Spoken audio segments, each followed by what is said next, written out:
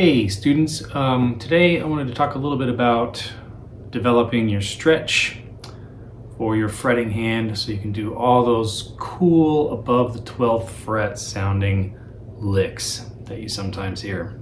Now before we get going, as you saw in the disclaimer, this can be a little risky. You don't want to hurt your hand. There can be all sorts of problems you can run into if you don't practice properly. In this case, if you feel any sort of pain with any of this stuff, just please stop, take a break, and make sure that you're not causing any permanent damage.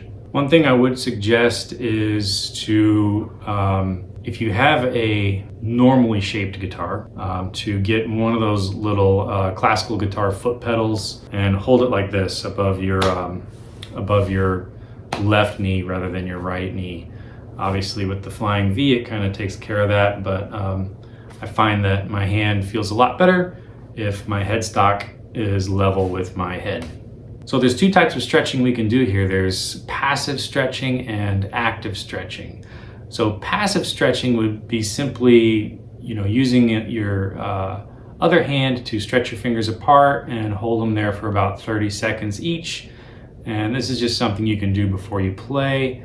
Not a big deal, just don't get too carried away with it. Active stretching, on the other hand, is where we are going to slowly work on our stretch as we play on the guitar. So the way that I would suggest you go about doing this is just starting at the 12th fret or higher, wherever you feel comfortable. And we're just gonna do this whole step figure across the strings like so.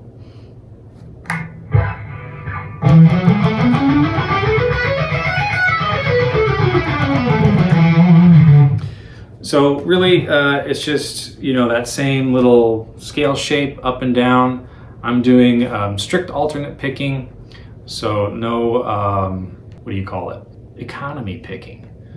So we're not going to be doing any economy picking right now. We can cover that in another lesson. So this is just strict alternate picking, that same figure up and down. And we're going to start at the 12th fret and just kind of slowly work our way down one fret each time. And this will just gradually increase that stretch.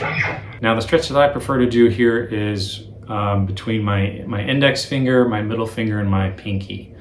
So I've seen other guitar players do stretches between their ring finger and their pinky, but that's not really my preferred method. So everything we're going to be doing today is going to be index, middle, and pinky fingers. So when you start at the top here and work your way down, just go down as far as you're comfortable. For me, I can go all the way down to the 1st fret. Part of the reason for that is this is a 24 3/4 scale length guitar. So most guitars these days are going to be 25.5 or whatever that is. So you may have a little more trouble getting all the way down to the 1st fret, and that's okay. Just go down as far as you feel comfortable doing. And then maybe try to go a little lower, over the course of a few weeks. It's going to take time to develop these stretches. So ultimately what you want to be able to do is to play that figure on the 1st fret.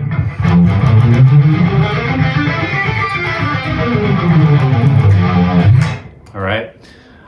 Once you can do that, you can take that shape,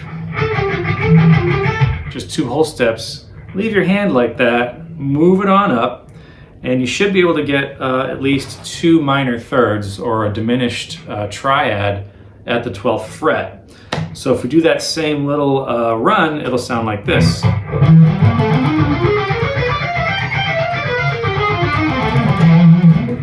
Which has kind of a neat sort of outside sound that you can do. Some other cool stuff you can do here if you're playing in a blues. Whatever key you're in for your blues, so let's say you're in the key of A, there's an A. Just try to find an A on one of your upper strings here. So we're going to go to this A up here. We're going to stick our pinky there, all right? And then we're going to, from our pinky, we're going to go down, skip 2 frets, and then skip 1 fret. So here we're going 12, 14, 17. And what this will give you is this nice little kind of, this is just like a 1-shaped scale that'll give you this kind of bluesy sound in the key of A. So for A, it's kind of a combo between a major pentatonic and a minor pentatonic. If we were going to be in the key of E, your pinky would be on the 12th fret here. You could do some neat little riffs, just holding that same shape going across all the strings. You know, and it'll pretty much work. Not all the notes are going to be, you know, exactly right, but if it goes by fast enough, nobody's going to care. So once you've been doing this for a while, you can kind of check your progress with your stretch, and the way that you do that is, give me a second. Okay, so the way that you can check your progress here with your stretches is if you hold both your hands together like this and you spread your fingers apart as far as they'll go. And you'll notice here that my fretting hand index finger can move out a lot farther than my non-fretting hand finger.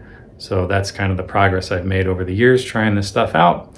Like I said, you know, if you feel any pain or discomfort doing this, cease and desist and give yourself a break, and hopefully you'll develop a stretch without developing any problems. So thanks for watching. As always, please like, subscribe, thumbs up, all that stuff, and go forth, practice, have fun. See you in the next one.